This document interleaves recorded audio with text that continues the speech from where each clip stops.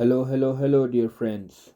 Today we are going to learn how to paint a simple still life in watercolors. So, still lifes are very important lessons in art that can help you understand your lights, your shading, your shapes, and a lot of different fundamentals of art. And they really help you build up your basics, build up your roots, build up your foundations for learning art. So for this basic still life, we are choosing some fruits, some vegetable, a basic shape of a jar, and we will be choosing our basic colors, our primary colors, red, yellow, blue, and one green. So this is very simple but very important lesson because there are a few things that I want here that our learners of watercolor art or even art in general can take away. So please keep following along and we will talk about different things on the go. So right here I'm just drawing with a simple 2B HB pencil on watercolor paper. This is cold pressed watercolor paper, and the drawing for watercolors especially has to be very minimalistic. We don't want shading, we don't want smudging lines. All we want is very simple and minimalistic shapes that we can later on erase or lighten, and we can work with watercolors on it, because if you have more graphite or more of pencil on the paper, it will interfere with your watercolors later on.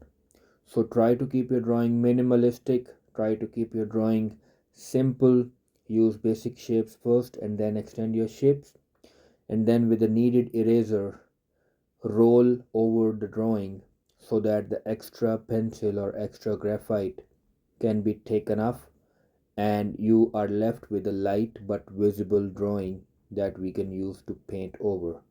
So it is very important that we do not drag our eraser over the paper, but we roll so that the paper does not get damaged. So now we are ready. We will be working on a dry watercolor surface for this one because I want some structural shapes, structural lines showing. So as we are talking about still lives, we are talking about lights and shadows.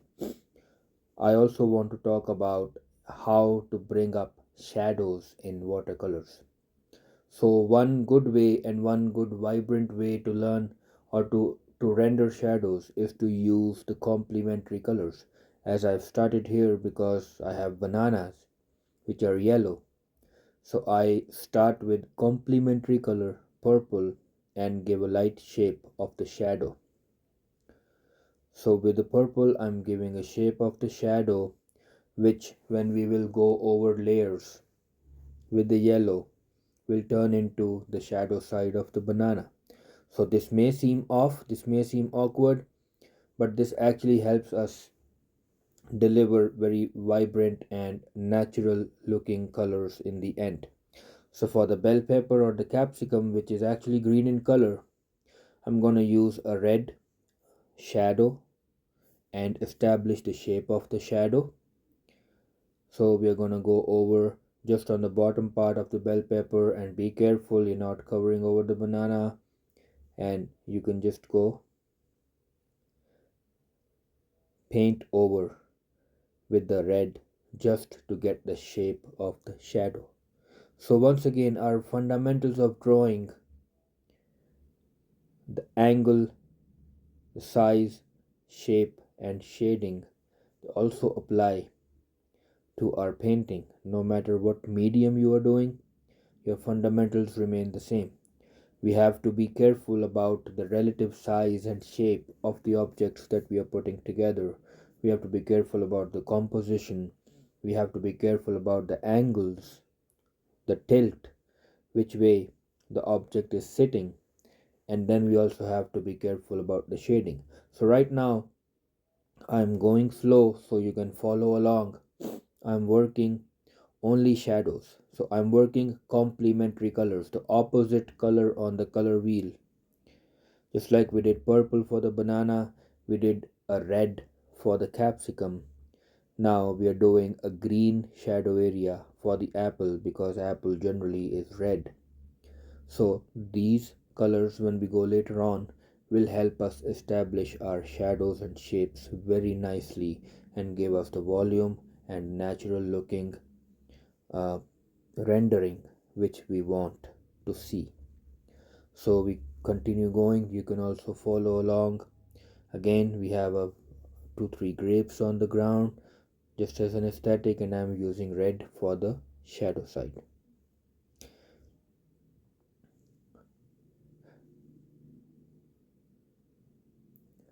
So as we keep going, we also want to make sure we are cleaning our brush, we are not splashing, we are not spreading water around, we are working on a dry paper. And now as I go on the jar or the glass behind, I choose to do it blue because we are trying to work primary colors and green. So this is going to be a little tricky here because generally the shadows are cooler and our highlight colors are warmer.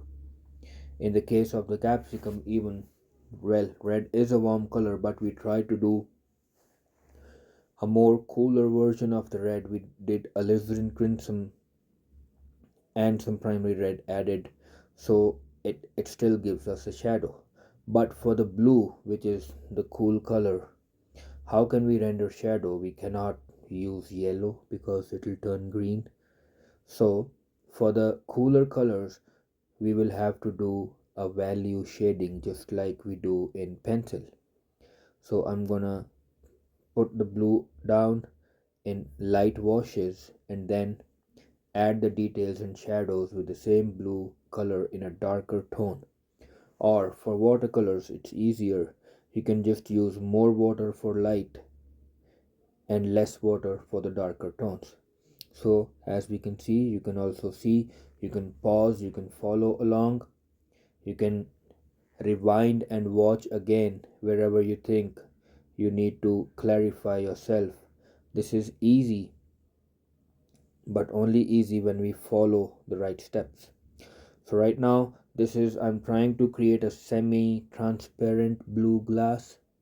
So we will have some light showing through, we will have some shadows, and then there's a little bit of a design on the glass which we are, or glass or the mug, which we are rendering with the shadow color. That means less water, more color of the same blue, and this is an ultramarine blue that I'm using here.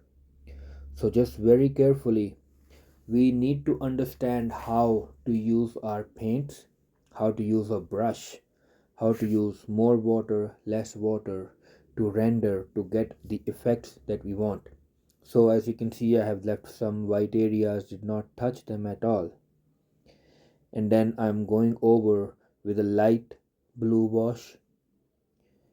Somewhere it is a little darker, and then going into the details and the shadows, we add even darker. So it starts, we start seeing a 3D volume, we start seeing a cylindrical shape, and we start seeing a little bit of a design on the mug, which will help us understand the structure more. So it is very important that we understand that my paints are going to help me out if I learn to use them the proper way. Once again, less color, less paint, and more water for the lighter shades or the lighter washes, and then more paint and less water for the darker colors. And now I pick up a small brush, a detail brush, and take a darker color, so more paint, less water, and I start giving details to my mug here. So again, I'm using a darker version of the blue. This is a value shading just like we do in pencil. So we're using the same color but different values of it, different in lightness and darkness. So I can just go over, give it some simple details, and you can keep working on it all day, all week. You can work as much as you want. You have to tell yourself to stop at a certain point, because art is something that it'll keep dragging you into itself. So you have to decide that you have to stop somewhere. So just wherever you feel satisfied, you can call it done. So I'm still working on the rendering here. I want to see some more darker shadows near the bottom, because that is where everything is clustered, and we will see some more shadows down there. Again, controlling the brush, going slow. There is no rush. We don't need to worry about, oh, it's gonna be dry or it's gonna get messy or nothing. Just go slow. Art is a meditative process, and going slower actually helps you into it. As you can see, I'm just supporting my hand with my pinky on the paper, and not putting pressure, not putting my hand on the colored parts, because I don't want to get a different color, unwanted colors on my paper.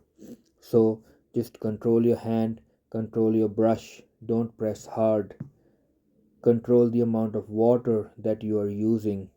All these things will help you get your painting, get your watercolor practice to where you want it to be. So we are still adding more details to the mug, and we can, as I said, we can keep going, we can keep doing it as much as we want. So just go slow, take a break, look away, look back to it. You will find your mistakes, fix them. As I always say, there is art is about making and breaking. So make mistakes, fix them, make it, break it, make it, break it, and you will understand the flow of it.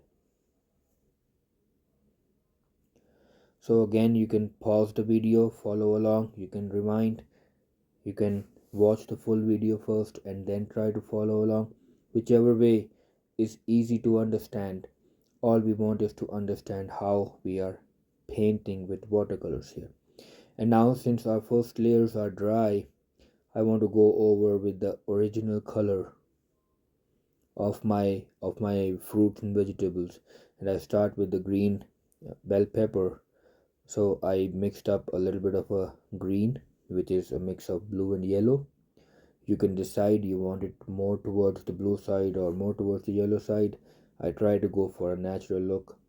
So as we can see now, the white part is lighter, and as it goes on, the red complementary, we already start seeing a form, and we already start seeing shading, we already start seeing a 3D shape. And this is what I was talking about when we started. It does feel and look awkward, but in the end, it all works out very nicely.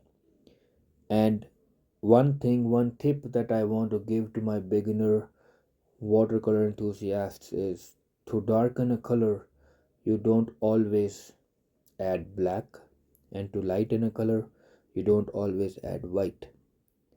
There are different ways to darken and lighten colors. There are different ways to render shadows and lights. And one of those ways is what we are doing here, is using the complementary. And I am not going wet into wet, but I am going wet over dry. So now I'm just lifting up some for the highlights, and we already start seeing a very nice volumetric 3D shape of the bell pepper.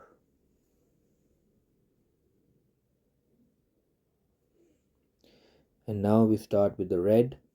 So again, it's a alizarin crimson and a primary red mixed, and cover the entire apple. So when you are covering over a layer of a watercolor, you also want to be careful not to drag your brush too much, not to lift the layer underneath, but we also want the edges to blend. So this is a play that you practice. You don't push your hand into the paper, but you also want to blend the edges. So watercolor is all about layering. Just like we see, we did so many layers on the mug, and then we did so many layers on the bell pepper here, and we are doing a second layer on the apple, and then I let that layer dry, and I start working on the little grapes I have in the front. So again, I'm just using a green, going over the red and leaving a white part, which helps me give a three-dimensionality. So for three-dimensionality, as I had mentioned earlier, we need to see at least three shades or three colors. So we see a shadow, we see a base color, and then we see a highlight. So just like we did on the capsicum or the bell pepper, just like we did on the apple, I'm also now adding my layer of yellow on the bananas. So we are building it in steps. We want to let the layer dry, so I start working on some other thing. If I want to let this part dry, I start working on the other side, and then it helps me get my layers to dry, and it helps me how I can control my watercolors. So now I'm just adding a little bit of a cool dark shadow area which is underneath everything. So this is gonna be a dark light. At this point I'm not decided how I want my background to be. I want to keep it simple because this is a very beginner friendly lesson, but I also want to keep it effective. So while you are doing it, you can think, you can plan, and then I just go with a neutral lighter gray color for the background, and you can just cover the whole background with it. So again, you can follow along or you can pause and watch. Whichever way, it helps you to get a gist of how to paint with watercolors. Whichever way is helpful is the way we want to go.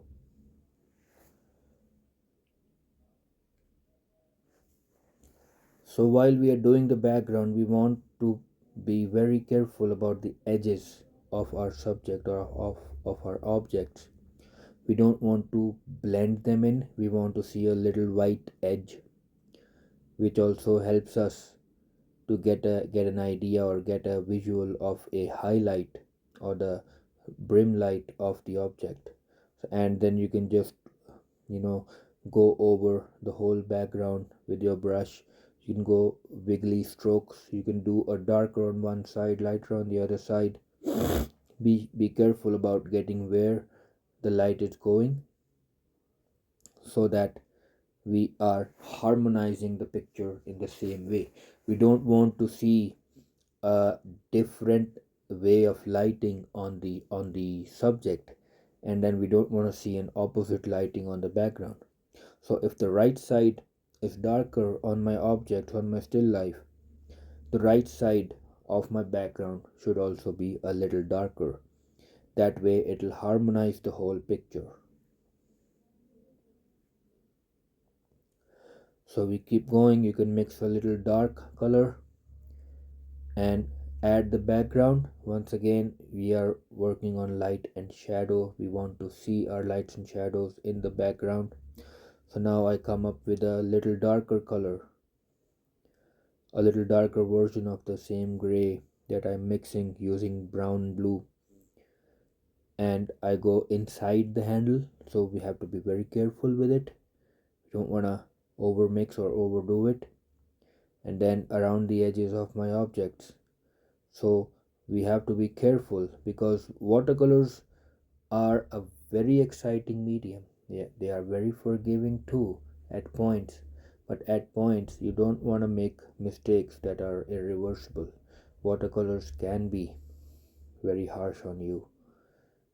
Some mistakes are irreversible, and then you have to start over, do the whole thing again. So be careful, do light, do soft first. Working less is working more when we talk about watercolors, because we don't want to overdo it and have to redo it. The fixing mistakes is not easy. So as we can see, our background is taking shape. Just adding a little more on the edges of my paper, and covering the whole paper with the background color, so it also makes my image pop a little more, because now it's not on just a white background, so I can understand how my shadows and lights are going. And I just add a brown for the ground, or maybe the objects are sitting on a table. So this is, at this point, at this level, not very important. But when we go into deeper learning, when we go into more complex learning and doing still lives and more light and shadow and objects in the scene, everything will get more important at that point. But right now, I'm all worried about getting a gist of how to use my complementaries, how to establish my shadows and lights using simple objects in still life.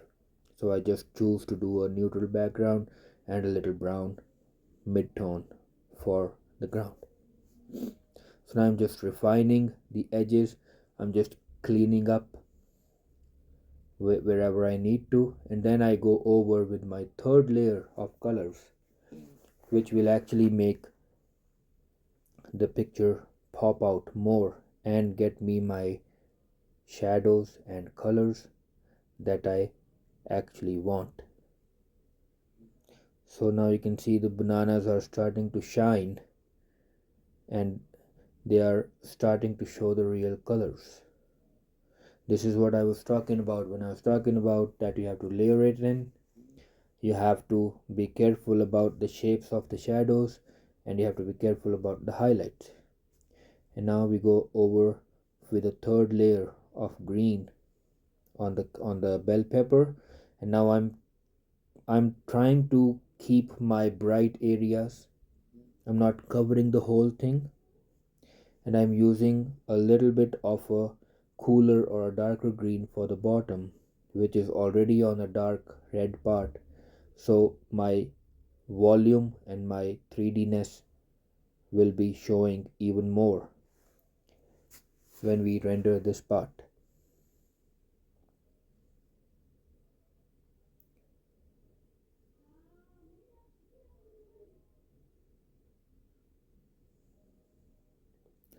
So I go over with a small brush, because I just want to soften the edges.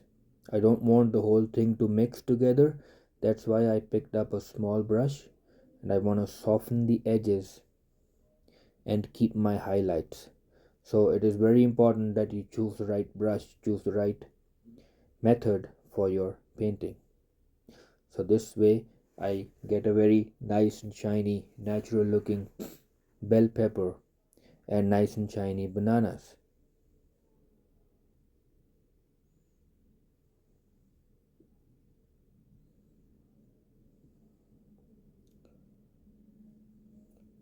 And then I go over with a red for the apple. So one thing to keep in mind at this stage is these are my rendering steps. So I want to control my paints better. So I'm using less paint and more color, which helps me move it around with more control, and it's not bleeding or spreading anywhere. And I can use my brush to create my effects. So just leaving a little bit of a highlight on the top, on the side, and then this bottom part is already darker. So now you can see that your picture or your still life is getting balanced, it's getting harmonized. All the shadows are underneath and on the right side, all the lights are bright are on the top, and everything is coming together as a more 3D image, more realistic image altogether. So just working on the little grapes here. I still have the little white dot showing through, and then I will just go over it with a damp brush and make it softer. So this will help me get my grapes to be a little more shinier. Again, I have not used black or white in this whole painting, and that is the beauty of it. That is the whole gist of it, that you want to use the right colors, the complementaries, and make your painting more shiny. Because if you go with blacks and whites, or just try to mix it darker anyway or that way, it ends up looking muddy. It ends up looking not the right colors, not the colors you want. So this is very important that we get our colors. And if there is a spill or a leakage or a spreading that you don't want, you can always pick it up with a tissue paper like I just did. Now I'm just very carefully adding the shadow side, the darker side on the bottom, so that I can understand my edges. I can show more of my picture. And the rendering part is always, you have to be careful, you have to be slow, because this is the final stage of your painting. You don't want to ruin something and then have to redo the whole thing over again. So you can work a little bit on one part, leave it, work a little bit on the other part, leave it, come back to the other part. So you can work different sides, different parts of your painting. And this way it also helps you to look away from what you're doing. You're not locked in, and you can identify mistakes. So I'm just going with a brown dark now and adding my details to the bananas, adding my stem to the apple. And while I'm looking at the whole picture is coming together very nicely. So it's just little dots and little details. My yellow paint is still a little wet, so it helps spreading my brown dots, and it gives me a more realistic look. And also I can go over with a little thicker paint, less water, and get some more specific or uh, properly showing dots, which will help get my bananas to be even more realistic. So it's all about, and the good part here is I am not using a reference. I am just doing it all through method. But still, because you have a visual memory, you have a visual library, you've seen all these objects somehow, somewhere. So you put together something in a composition, and it can still look good even if you are not using references. Highly recommended. Use a reference. But sometimes you just want to do it just out of your mind, so that you can explore more on your methods, and you're not locked in just copying the reference.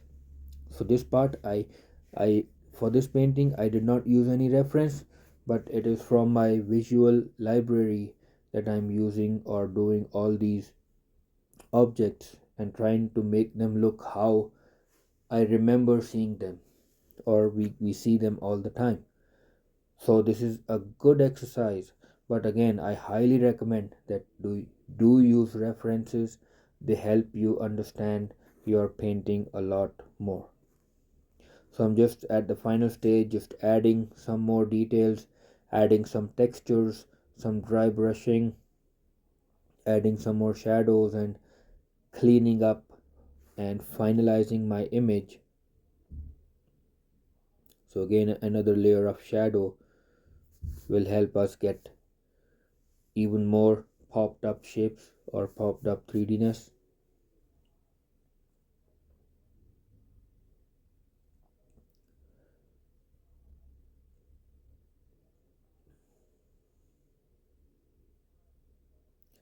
One thing I always want to tell my students is to learn to control your hand, control your brush. That is the most important part of your art learning, according to me. Because if your brush is not doing what you want, then you are going to be in trouble at some point in your painting. So at this point I'm just looking at it and seeing what else. Well, again, you can keep working all your life on it, but there is a point where you want to stop. So I'm just looking at it. Okay, I can do something here, I can add a little bit here, I can add a little more here, and at some point I want to tell myself that this is done now. We want to stop right here. We don't want to overdo it. we don't want to ruin it. So I just added a little bit of more details on the banana, adding a little bit of more lines and details on the apple, and bringing my painting close to being done.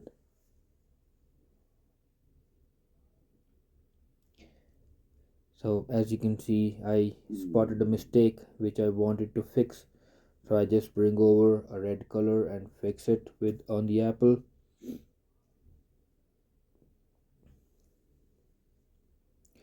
And with this I can call it done for myself, for my side. This is a good learning exercise. This is a good, you can paint it and hang it on a wall. This is a nice little looking painting in watercolor that helps you a lot. So what we learned in this lesson is using complementaries for shadows, light and shadow, 3D-ness, value shading or value coloring, and this all helps us a lot in learning watercolor.